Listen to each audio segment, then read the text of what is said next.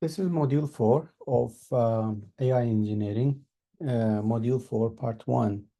Today we will talk about development strategies for machine learning. Of course, we are talking about um, development strategies for large system. So first of all, we have the life cycle of machine learning. And this life cycle is inspired by the life cycle of normal software, the classical software. However, the life cycle of the machine learning application is slightly different because we have three different life cycles actually. We have the life cycle of the whole project, which is including the project management and all these activities inside the project, in addition to the development, the coding part. And also you have the application life cycle, which is the life cycle of the application in general, including the machine learning. And also you have the model life cycle, which is the specifically for the machine learning itself, for the model. So the application is a combination of these things together. So the machine learning application in general is the model itself is, for example, the estimator, regression, or whatever the classification will do.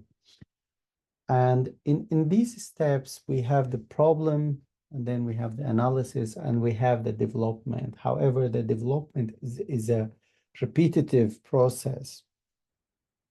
And it is a combination of all these things, of course, but the model itself, we have different models, and this model is evolving.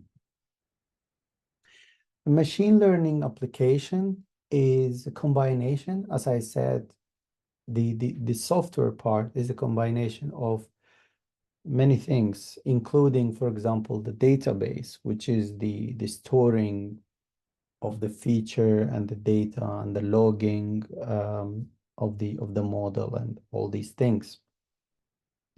And you have also the graphical user interface, which is used by the admin and by the user. Also, we have the API, which is the application that communicates the communication channel with the outside world when you want to connect to this machine learning application. So you can see that the machine learning itself, it has different life cycle, the model, and the whole application, it has another life cycle. So you may see that the application version is version 1.1, 0.0, and then 2.1, and so on. But the model is version 1, version 2, version 3. And when you update the application in general, it's not necessarily you update the model. And sometimes when you update the model, it's not necessarily you update the application. So these are two different things, although they are connected to each other. So the application building process inside, this is the whole application.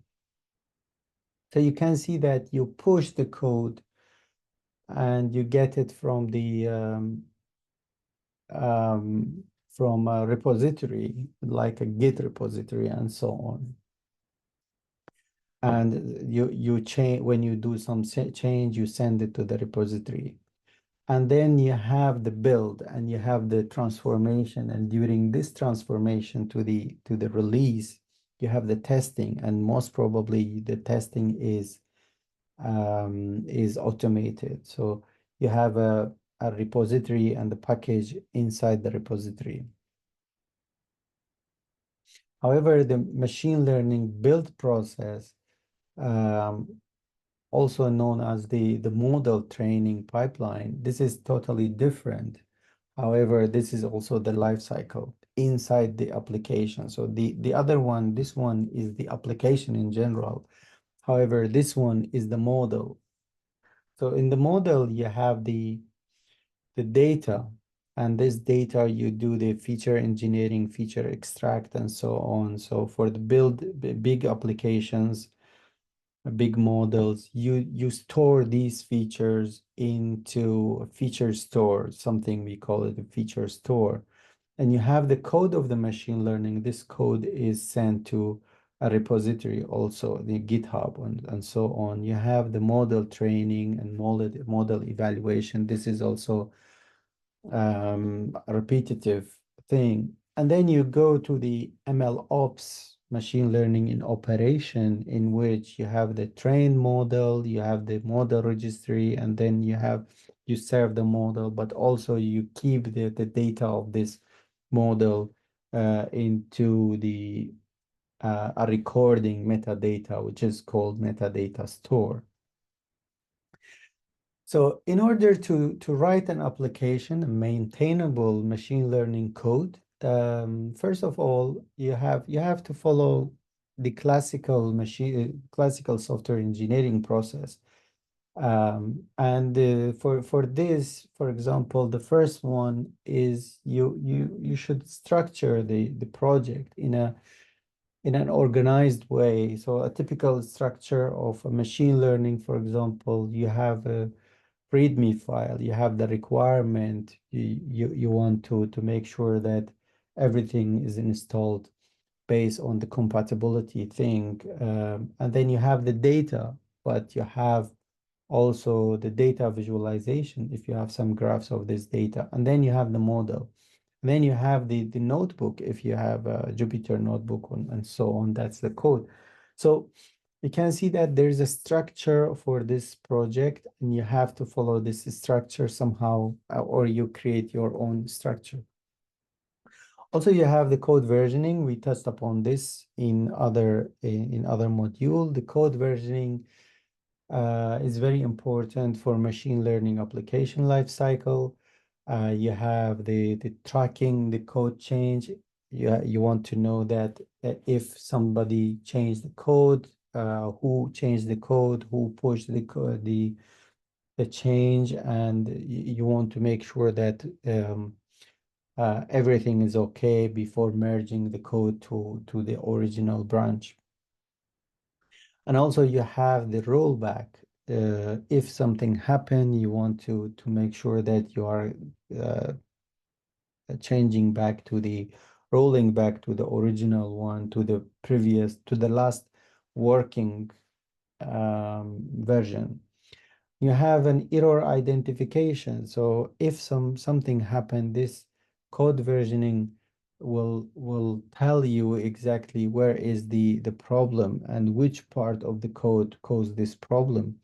And also this is very good for parallel work, because most probably you have many people to work in, and then you have to know how to do this.